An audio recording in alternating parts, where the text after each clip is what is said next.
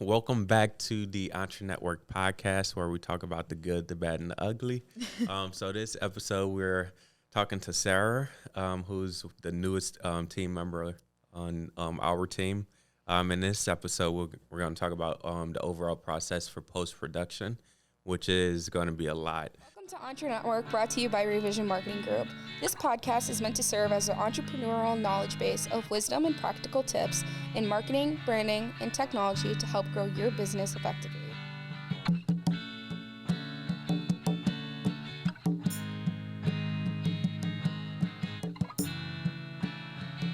Welcome, Sarah. Hi, thank you for having me. Of course. So Sarah is our media coordinator. Just kind of give everybody a brief history of who you are professionally.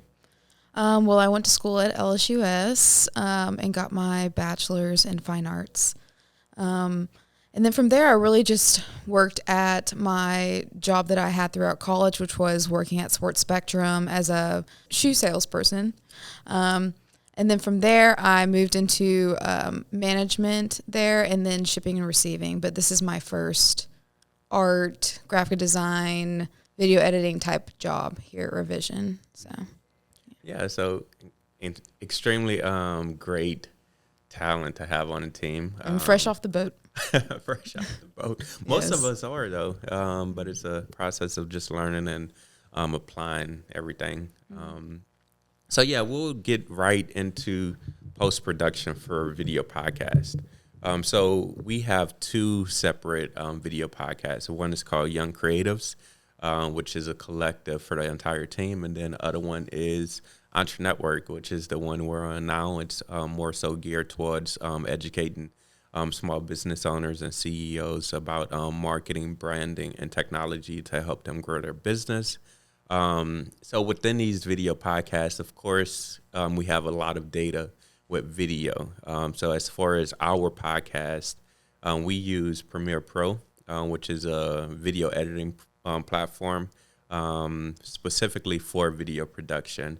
So Sarah, what is your background with just Premiere Pro? And have you worked with any other kind of video editing platforms?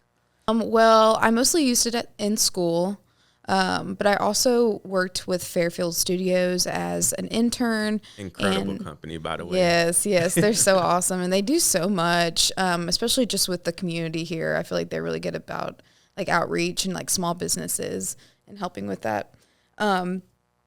But I did a couple videos for them, and it was a big variety. Like one of them was of like footage of a shooting gun range. We were doing like an advertisement for them. And then we did an opera, and there was a multi-cam sequence, and so that was pretty cool. I really liked that. But that was like my first taste of like multi-cam and really working with like a bigger, more than just my own footage, like at school. So yeah, it was. There were other projects too, but those are the ones that really stuck out in my mind for using Premiere. But yeah, Premiere Pro is extremely cool. And extremely powerful. I have a friend who uses, what's the platform for Macs? It's not Avid. Final Cut Pro. oh yeah, okay, yeah, Final Cut. So he uses Final Cut Pro, and Macs, it's more so intuitive as far as they know how to predict what you're trying to do. But with that, it kind of limits the editing performance. That's what I'm keep hearing. But with Premiere Pro, it's so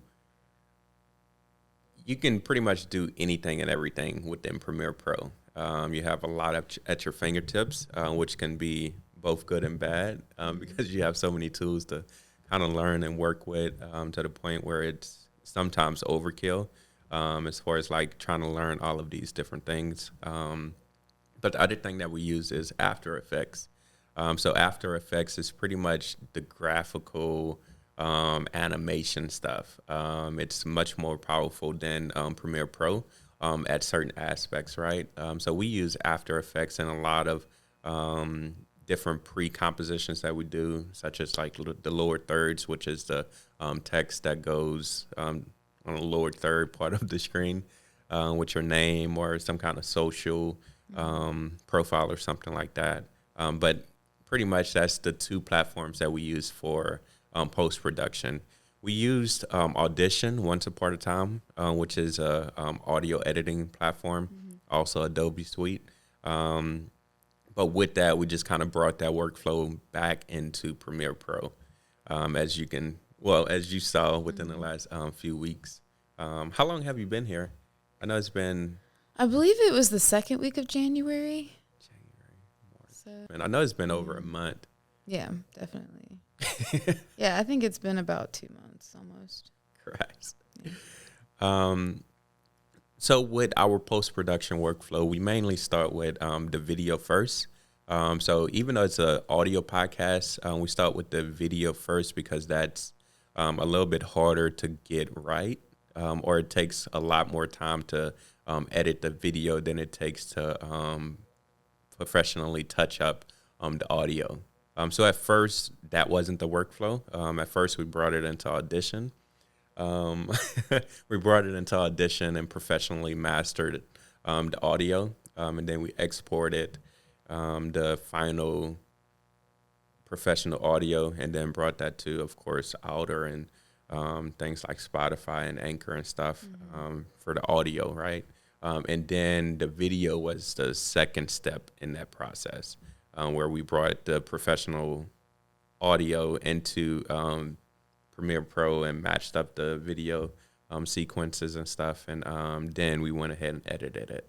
So whenever you were doing it in Audition before, did you go ahead and make cuts to it, or it was just like whatever it was said, that's what you put on the podcast? That's a really good question. So at first it was pretty much the entire episode, so no cuts in between. Because, once you bring that audio into Premiere Pro, you have to sync it with like camera A and then camera B. And if you have cuts with the audio, it doesn't sync. So you'll have like the ending 2 minutes before the actual, especially if you like make cuts. So we was running into a lot of issues like that. And that's why we focused on a video first, and then get the video right with all of the cuts and then the audio. Because at first it was just limited as far as like the cuts that we was able to make. So most of the podcast was all the way through, and you couldn't really make too many mistakes because the audio was first, and you couldn't really make any cuts. Right, yeah. That's intense. It definitely was. But now it's flipped, where video content is the primary focus. And then audio, we just kind of touch that up afterwards to make it sound good, which is it's easier now than it was before. I don't have a background in audio engineering, so pretty much all of this stuff is years of learning and years of kicking the tire down the road because just did not want to touch audio. Yeah. Well, I think it's very intimidating. It is. But people think that about Premiere Pro as well. And it just takes time to get to know it, I guess, because After Effects is one of those animals as well, as far as intimidation right then and there. And then after you see all of these pathways to a final product, and it becomes a lot easier. So Audition, extremely tough at first, but once you get to know and understand the tools and what you're really trying to do, it's pretty cool. Yeah, I always felt like with like starting off with Photoshop, that was like the first Adobe program I used. From there, it just kind of linked all together, which I mean is kind of like the point. Okay, they're all the same, like from the same company.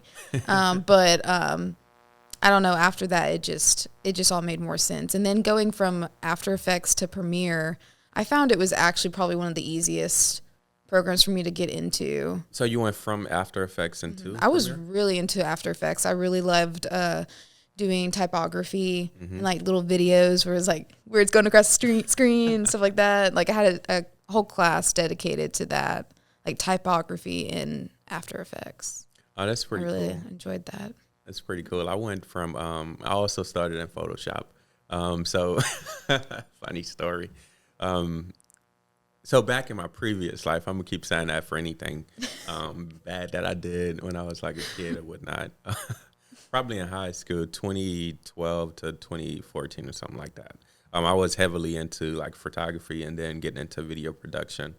So I used to take these photos with the camera that I had, and I used to do like a photo montage. It's not really a montage because it's pretty much the same photo, but you're in a different position.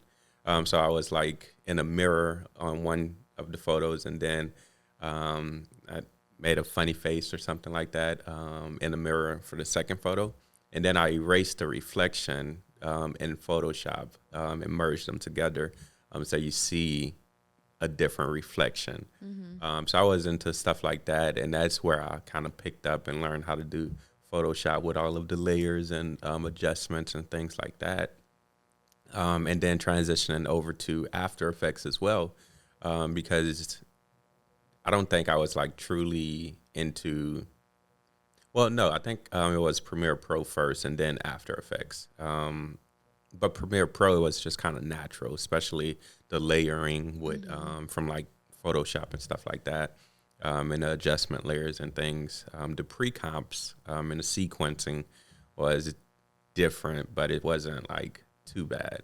But in After Effects, I really enjoyed the animation side behind it. And then going to school for computer information systems, I always looked at like expressions. So you go deeper into the settings within each layer, and you say, hey, go ahead and wiggle ×2 based off of this camera's movement, so on and so forth. So I was into the technical side of it a lot more than the aesthetics of it. But yeah, that's my background in After Effects. But lately it's been stuff for, of course, the podcast. So but yeah, so we try not to reinvent the wheel. And we'll get into that. I'm skipping ahead. So yeah, we start with the video first. We make sure that is professionally done. So the format of podcast that we have, right? So sometimes we have one guest. That's mostly me with EntreNetwork, which is not a good format for me because I have to engage with somebody. It's intimidating to kind of stare into the camera and talk. Talk to just the camera without interactions. So that's one of the formats that we have. And then the other one, of course, is the 2-person or 3 or 4 with a 2-camera setup. So with that comes into the multicam edit. So you have background, of course, experience with multicam edits.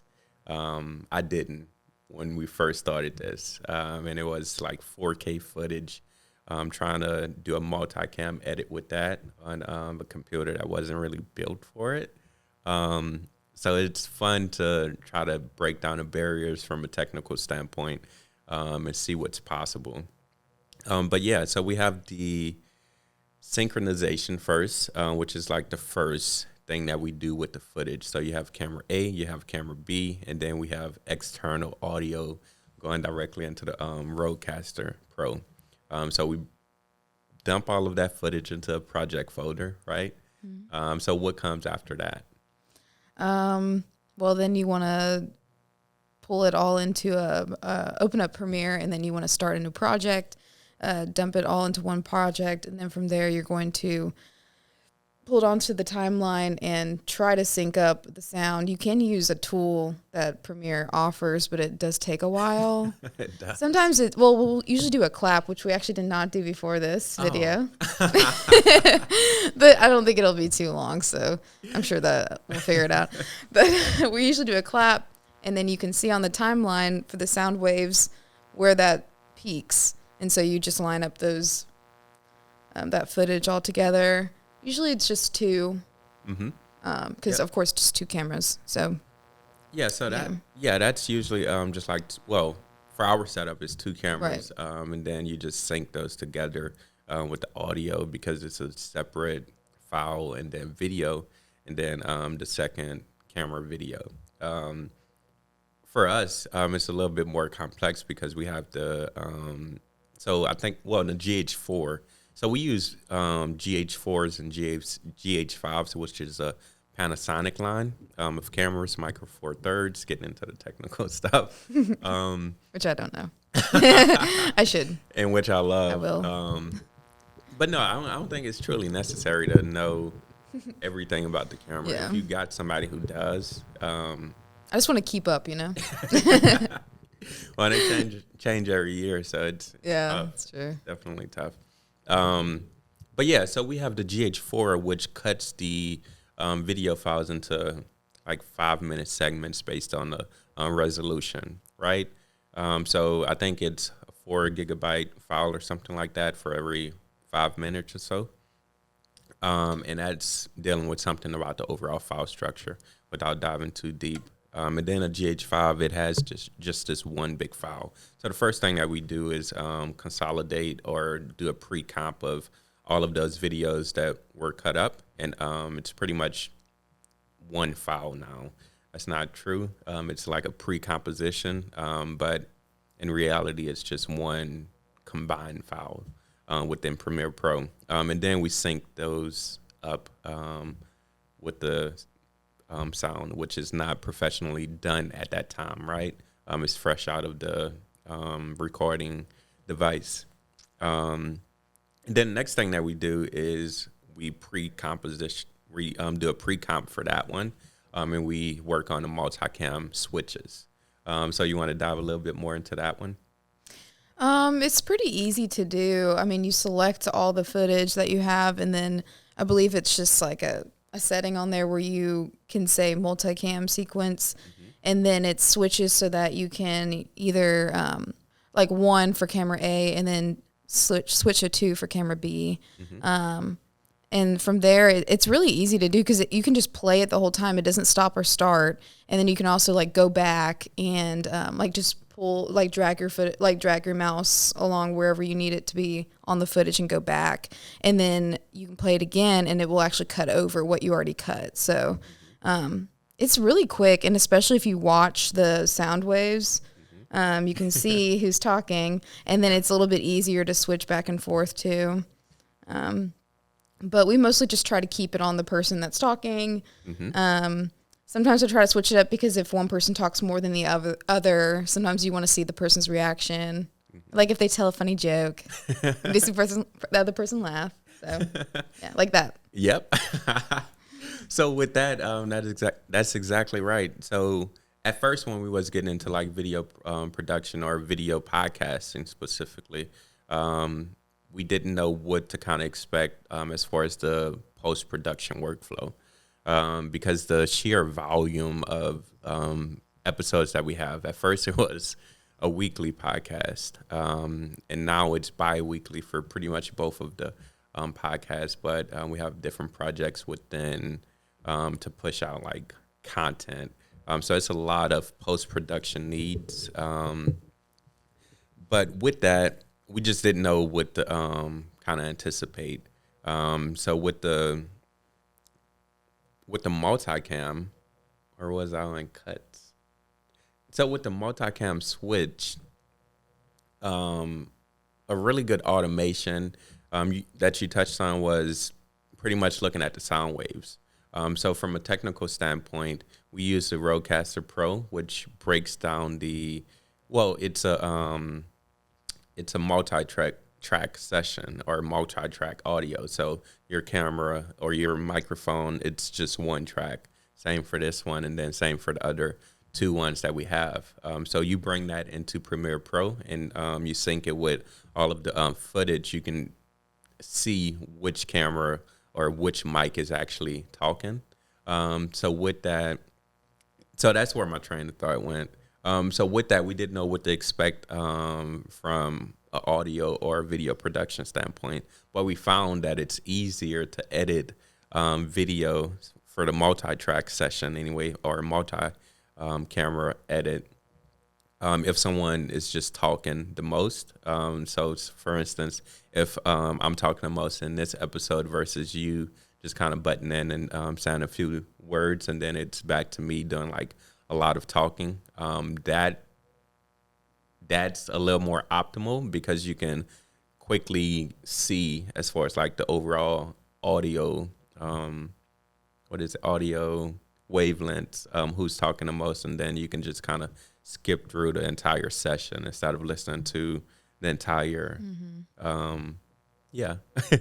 Yeah, that was yeah, for the Nick podcast. That is one thing that I actually missed on though, because I was doing that, but then also, well, it was mostly when I was doing cuts. I was like, oh, just dragging it along. I was like, oh, he's just talking right here, and I missed how he like burped.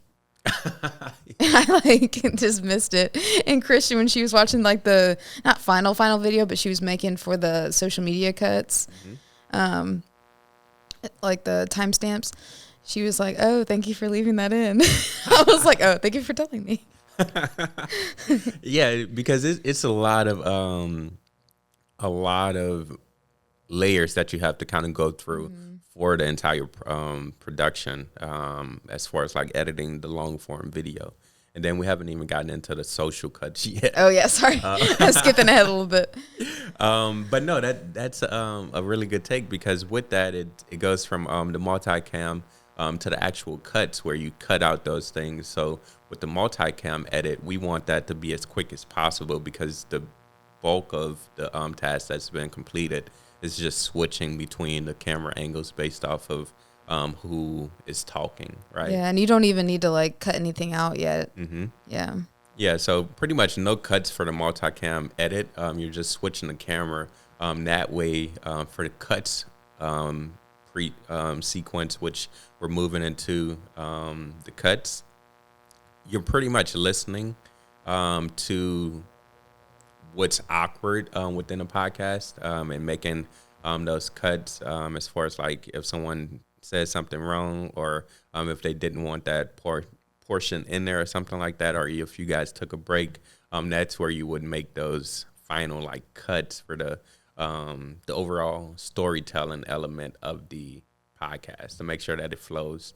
And with that, we ran into like some issues with the video versus audio. Which one do you optimize for, right? And you was like, okay, do I cut on like the audio or do I cut on the video? Because one has to take precedence. That's the right word? Maybe. I don't think so. Precedence. And we decided on video, because video is the tougher one to get right, but it has more potential to reach the audience that we're looking for. So we prioritize video as far as like where to make the cuts, and then think of the audio as a not a sub after that, but it comes after that as far as priority. Of course, the quality of the audio is there, but as far as like the hard cuts and things like that, we focus mainly on like the video content, because we pull social cuts and everything from the video. And audio is just a little easier to manage. Yeah, I feel like sometimes it comes off smoother actually for audio when I'm able to cut like the video and just make it like work. Like sometimes I'll just be cutting and I'll cut out like a big chunk of what somebody is saying, because all of a sudden they're on this like rabbit trail. Plus sometimes it just goes so long that I'm like, people just want to hear the point sometimes. And so I'll just like cut that big chunk out, and then somehow I can make it, I try to make it so their voice inflection is still on the same. It's not like they're going up and then all of a sudden they're down here. But I try to make it so it's like, and then I went to the store one day and but you know, like it still works. And if anything, it's more choppy for the video sometimes, just because they're a little bit moved, versus the audio. I feel like sometimes it just works. But to me, it's almost like if you can edit the video right, the audio, unless it's just like peaking really bad, then it's going to turn out like pretty well, as long as as far as it goes with like smooth transitions, I think. Yeah, definitely agree with that. And for the most part, it's also about the overall style of the podcast, because for us, we don't want anything to be like overly produced. Sometimes we want like rough and rugged video footage as far as like being shaky, where it has that not more realistic feel, but it's not unapproachable, or it's not like ad style quality, right? Where you have just this talking head. Of course, we have that with the cameras now for long form video content, but like for short form, it just depends on what you're trying to go with. It's like emphasizing there's somebody else behind the camera, and there's just more intimate. Yep. And then also doing that with the sequencing as well. So putting a personal spin on it. So that's interesting because that's a different podcast episode that I have with, I want to say Christian, talking about social media, where we'll go into how she does the social media for clients, and then of course revision, and then how she incorporates her personality into it as well. So it's important as far as like creativity, not necessary for me, but for like creative people. I think you have to make it your own to feel like it's worth it. So having as much creative freedom as possible, or interjecting your creativity into it as well. So the next thing is the final sequence. So this is a section of the podcast or post-production, where we pretty much stitch everything together.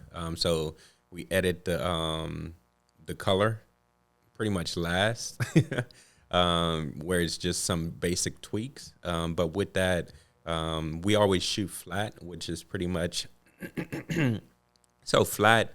It's pretty much where the color isn't saturated. So it's a grayish, not muddy kind of look, but it's just kind of grayish as far as like right out of the camera. So with that, it retains a lot of the data because it's not saturating the colors. So my black isn't like pure black, where if you try to get some more data out, which is basically if you push down or push up the exposure, this is going to look noisy, or it's not going to render the color correctly because it came right out of the camera dark because of the settings or whatnot. So we shoot flat as possible to retain as much data as possible. It's also easier to match the different cameras as well. So we use like white balance on the camera, making sure that we do a white piece of paper, hold it up, and it's rendering the white balance on both cameras correctly. So it can save us time in post-production, because trying to match two cameras as far as like lighting is tough. I'm not sure if you had to go through it, but the last season that we did, I want to say for Young Creatives, we had one camera where the white balance was just off. Directly out of the camera, and then the other one was somewhat correct. So once we got into post-production, we had to do some tweaks and really just compare like match it as much as possible. Yeah. Yep. Wow. It was fun. It was definitely fun.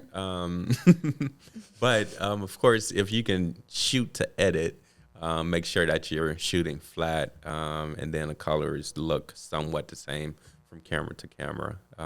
And even lens to lens, they look different, which is fun as well.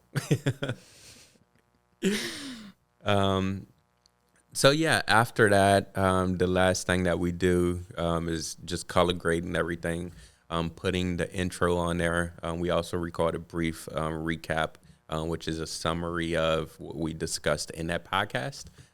So with that, we recorded after the podcast is finished, and then we just kind of stitch that together in a final composition, which is the recap, the intro for like Young Creative or EntreNetwork, and then you have the long form video or long form interview podcast, right? That you already made cuts to for the overall storyline, or if you have any awkward periods, that's already cut out, and then you have the outro, which is the ending for the video, and that is pretty much it. And then I think in that composition, you also have the logo along with the adjustment layer, which is for the color correcting. I'll get to use the EntreNetwork outro for this video. I love it. I don't know. I know it's so simple, but it's just like, I just love how it looks. I'm like, that should be on every single video we do.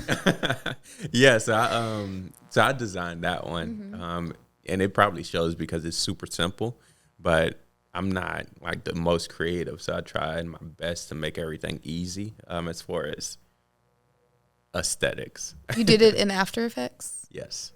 So that one, I never tried. When I tried my best not to reinvent the wheel.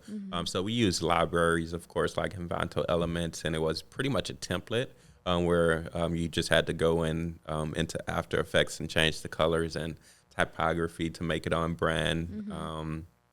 And that is pretty much it. Adding logos and making like micro adjustments to like the timing based on the audio and stuff like that. But yeah, it took longer than I thought it would take because for the most part, I haven't really been using After Effects too much, but I'm knowledgeable enough in it to get these things pushed out. But yeah, After Effects. And I'll share that one with you so you can come up with something different, probably more creative, or incorporating it on different videos. So the next thing that we do is the export. So, well, before that, we do the audio.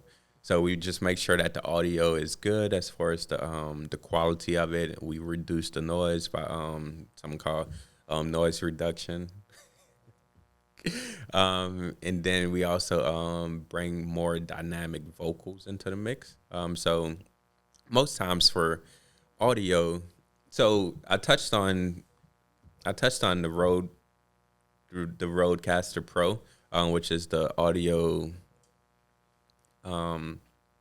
device that we record on. Gee whiz. And then it takes the audio from just different mics into just one track.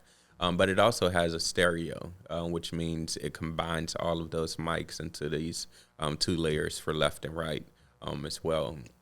So with that, most times that audio is fine. But if you have like a talent or a guest or a host where it's completely different vocals for both. So if you have someone who talks a lot louder versus someone who talks super quiet like this, that stereo may not work. So we try our best to make sure that it's all taken care of on the Rodecaster first by making sure that the levels are consistent across. So that stereo file or stereo track is the track that we use. So once we get into the post-production and you see that the stereo just doesn't work, so you throw like different filters on there to make sure that everything is consistent, but you listen through and it's still just out of whack. That's when you can dive deeper into like Audition and separating those tracks into one to just boost up your vocals versus mine. But most times you just don't have to get into the individualized tracks if you shoot to edit. Same for pretty much the video, shooting flat to edit. So audio, make sure that is good. And then the fun part, exports. So we pretty much export two files. So we have the audio file that we export, which is, of course, geared towards different podcasting platforms such as Anchor. Well, Anchor is the distributor. So you have Spotify, Apple Podcast, Google, so on and so forth. So that's where the audio file goes, right? And then we use that to get transcriptions and things like that. And then we have the long form video, which goes on YouTube. So yeah, that's pretty much the export. And then after that, we pretty much make sure that the quality is good, making just one final review of the overall content from a audio standpoint. So with the transcription, if we find any errors within the overall edit where we need to cut something out, then that's the time to go ahead and cut it out within that, and then we just re-export the audio and the video for upload. And pretty much Christian takes care of that front, making sure that we have quality assurance, and then Michaela oversees that, not in a micro sense, but pretty much in batches, to make sure that, okay, we crossed all our I's and dotted all our T's and stuff like that. So pretty much after that is the social cuts. So how do you do, so social cuts or social snippets, pretty much we're talking about post-production, but also want to just kind of touch on marketing. So from a marketing standpoint, for video podcasts, it takes a lot of manpower to do like one episode, because you have to actually plan it, you have to schedule things, you have to do outlines, you have to do post-production and then promotion after that. So you want to get as much as possible from a content standpoint, much as possible from each individual episode. So we do that in a lot of different ways. So we bring different clips or different sound bites into things like Canva, and we create graphics, we create carousels, but the meat and potatoes is creating video content or video snippets. So you have the long form YouTube video, which is content, but also these short form edits. So like 90 to or 30 to 120 seconds where it's social media content or quick snippet of what the episode entails or a quick topic that someone touches on. So with that, that's the second part of production, post-production, that we do. So how do you actually get social snippets out of a long-form video? Well, Christian goes through and watches the whole video, and then she gives me like usually around 6 different spots where she feels like there's some really good content, something that would be short enough to put on social media. And so then I'll just scroll through it. I'll just go back to the premiere, the original premiere video, and then I'll just scroll through it. And I believe I make a whole new sequence just to make those social cuts.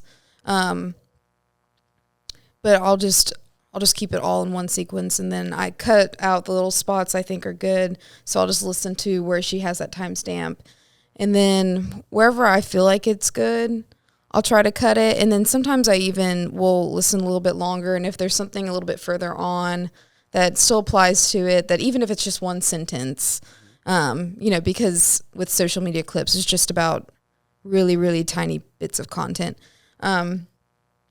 Meat and potatoes. But yeah, so then I will sometimes put those little clips together, but then I separate them and just make them sequences all separated, all 6 or 7 clips. And then from there, I will go ahead and put our like logo. I'll try to put, we make it so that, is it a template? It's a template that we already have where it makes it the right size for social media, because we want like 2 color blocks on the top and the bottom. And on the top color block, usually I will have, at least the old way I was doing it, I would have a summarization of what the clip is about. But now the new little template we're doing, I think it's going to be at the bottom along with what episode of podcast or, I guess even if it's a short form video, but usually it's for podcasts.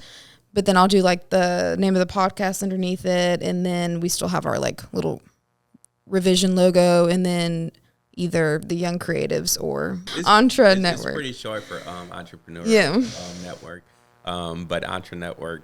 So EntreNetwork. Next time though, I'll just say it 5 times. Well, it's not bad because I still forget people's name after 5 times. So, yeah. But no, awesome. So for like social cuts, that's where you just try to get those different thoughts out. So for like that segment that you just kind of did, it would probably be how we make social cuts for video podcasts, right?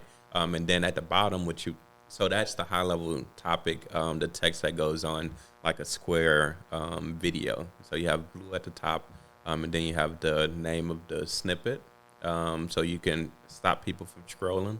That's the biggest reason why you have like text on a video.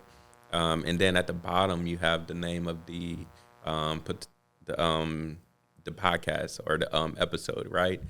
So for this one, just the name of the podcast, and then how you can listen or watch online for the full form or long form content as it relates to that specific snippet, right?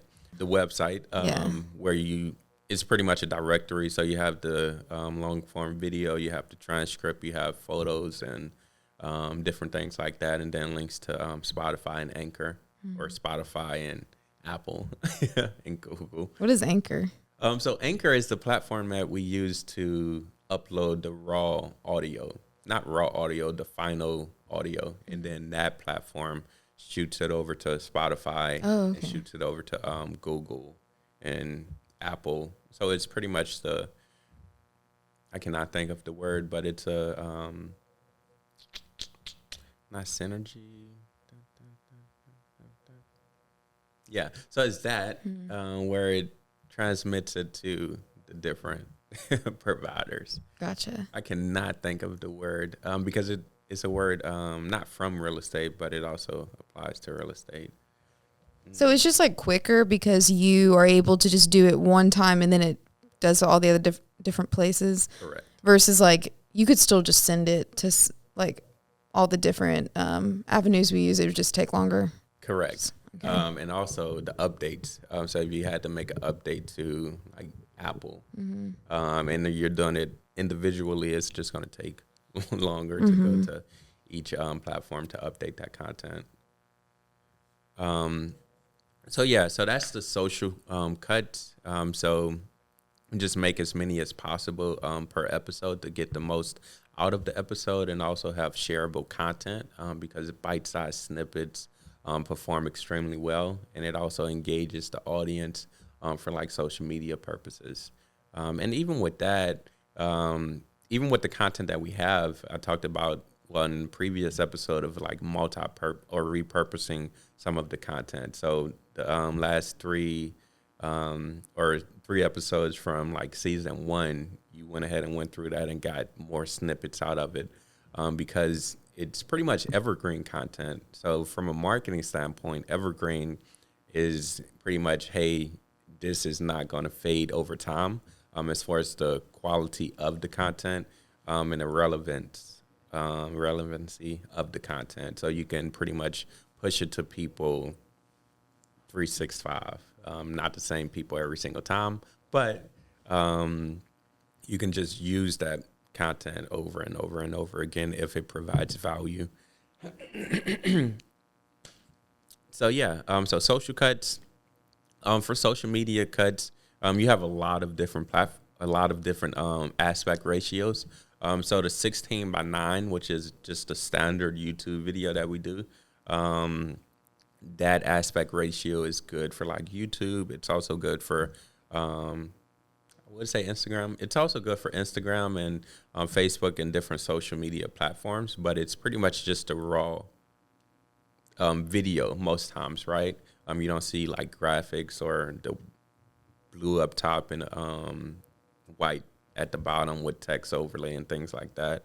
And then you have the 1x1, which is the square, which is optimized on things like Instagram, Facebook as well. LinkedIn is doing pretty well with that aspect ratio too. And then you dive into like the vertical videos where it's things like 4x5 and 2x3. So it's longer than a traditional 1x1 box, but only by a little. So it takes up the length of the phone a lot more. So we do our carousels, I want to say, in 4x5. Because on Instagram,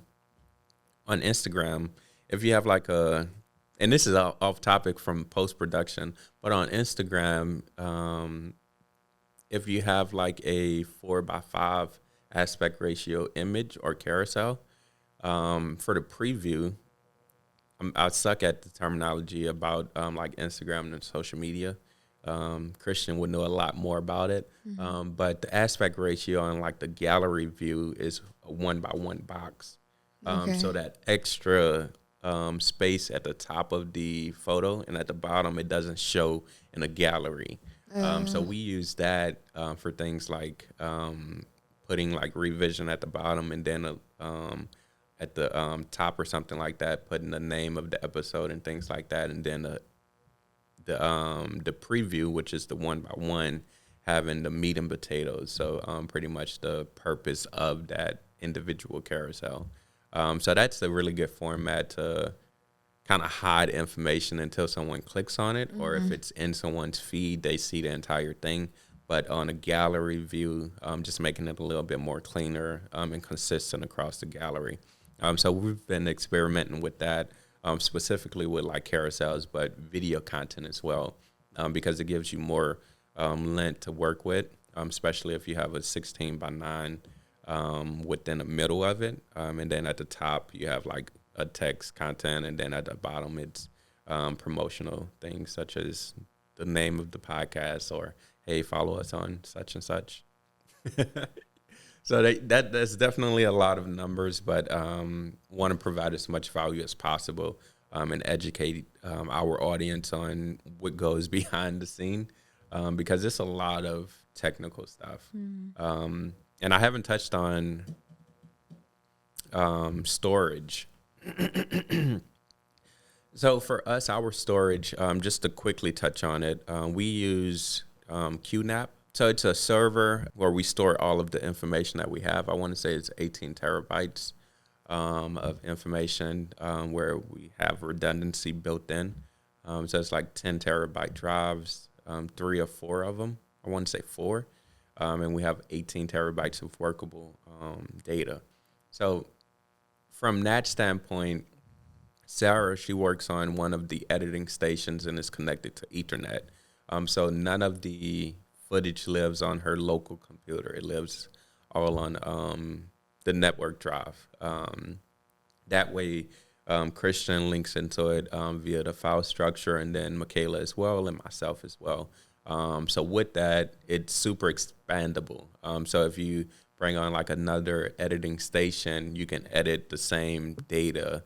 That's not ideal, but you can edit the same like source files at the same time as someone else, versus if it all just kind of lives on one editing station, then you only have access to that one computer with that information, and you would have to do like copies to the other computer to actually edit. So the overall capacity for like this system is a little bit greater. Of course, you run into technical issues with Ethernet and the speed of it, but that's beyond the video. So yeah, as far as automation tips, so Sarah, so just coming into like revision and seeing some of the templates that we use, or some of the templates that we create based on an overall need, is it helpful? Is it like overkill? What is your take on like different templates for like repetitive tasks? I definitely don't think it's overkill. I mean, so far it's been like very, very helpful to me. I would like to learn how to make templates because I think that would really help me too. But yeah, I can only see benefits to it because, once you get to a point where you're getting more and more comfortable using the programs, I think that you just want to go ahead and get that production done. And you realize how much you can get done once you have the templates, because, I mean, it's just like a double click. And then, like, you've already got all that extra stuff you already were going to have to do. So instead of it being put in or input footage, or I guess it's bring in the footage, multicam, cut, finalize with all the extra stuff. It's just put in the footage, multicam, cut, and then the template's already there. So all that long extra, like lining it up just right. I mean, that part's like so easy once it's already in there. Yeah. And Also, once you do it over and over and over again, I think that you kind of get like how you want your flow to go, and it just becomes more easier. But everything becomes more easier once you do it more and more. Indeed. Yeah, with like multicam edits, it's a lot more than just like the traditional one camera or one one camera and then B-roll footage, and you just have like one sequence or sub-sequences underneath. But the flexibility that's involved with just a multicam, and then you're throwing a multi-track audio on that as well. It's just, yeah. At first, it was just a lot to work with, a lot to handle, especially if you really needed to get the most out of the audio with those multi-tracks, multi-tracks. But over time, you learn how to do different things, and you see, oh, that's a lot easier to do it this way. So with our overall process, it's always like constantly improving. Sometimes too much, like across different things, because I'm so focused on like the overall efficiency of different workflows. So with time, like months go by, and then you see different ways to improve upon something or automate a certain process where it's like, well, this will save like 2 or 3 minutes, but over the course of 20 episodes, it's a long time, right? So looking for more ways to optimize the efficiency within like video production, of course, but different areas of the business too. It's always fun to me. That's what I enjoy most. And most times I get feedback from y'all, and it's like, oh, I never would have thought of that. And I'm like, well, I mean, if you just kind of, I pretty much study y'all to see what y'all workflow looks like, and then incorporate mine into that as well.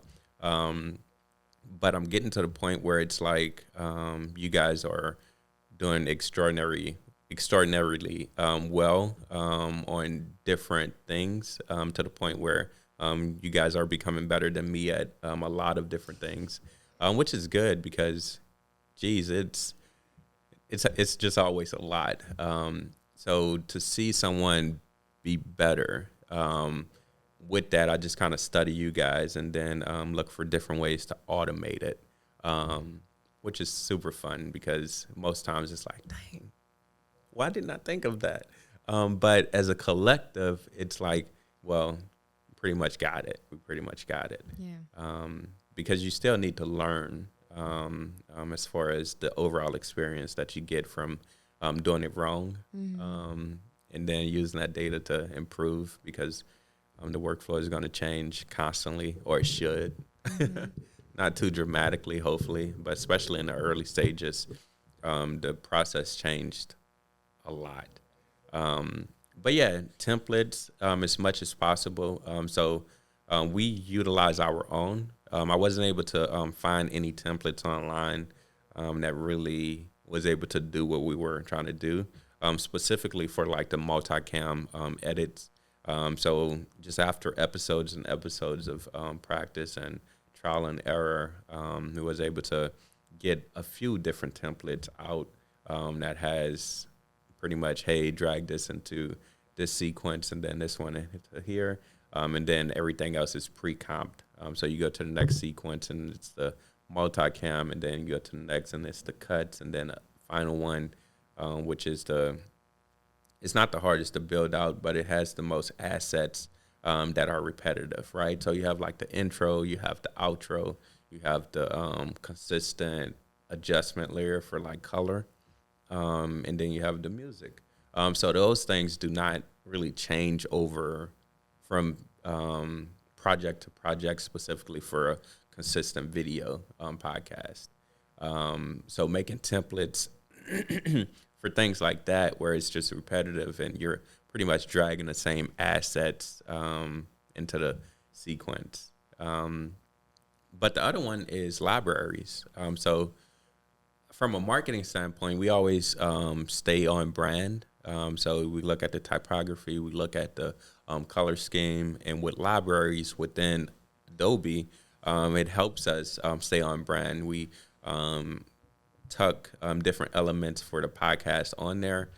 So things like the intro, the outro, the video, what is it, voiceover, the theme music, the separated voiceover versus the, sorry, gee whiz, versus versus the separated theme music. So if you want to get like more creative and you seeing that, hey, we need some more lead time as far as like the audio transition between the intro and going a little bit into the actual podcast, then you have that flexibility to just drag it over from libraries into the composition. Yeah. And then, yeah, I think that is pretty much it. But as far as like automation, we do that with like repetitive tasks, or we see that it's repetitive as far as, okay, we want to stay consistent with this. So instead of creating something from scratch every single time, you have a template where you can just copy those different elements, you place it into the working drive, and then you just kind of edit from there. Yeah, well, not only does it make it faster, but it also makes sure that you don't forget anything. Because it comes down to like so many layers, and you want it to also be consistent and on brand. So you want it to kind of be in the same place. Like you want the sound to come in right as this part of the video comes in. Like I just think that it doesn't have to be perfect, but it definitely makes it easier just to be consistent. And those templates definitely help.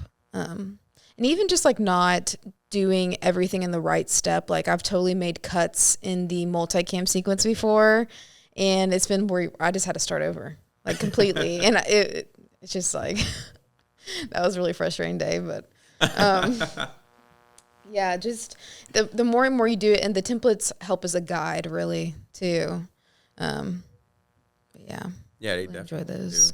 do. Because at first it's pretty much just dragging everything. So building out a complete project from scratch, where you know that you have the final composition, where you have the intro, the outro, and these elements that just stay consistent. And the only thing that really changes is the middle section and the beginning where you have that recap.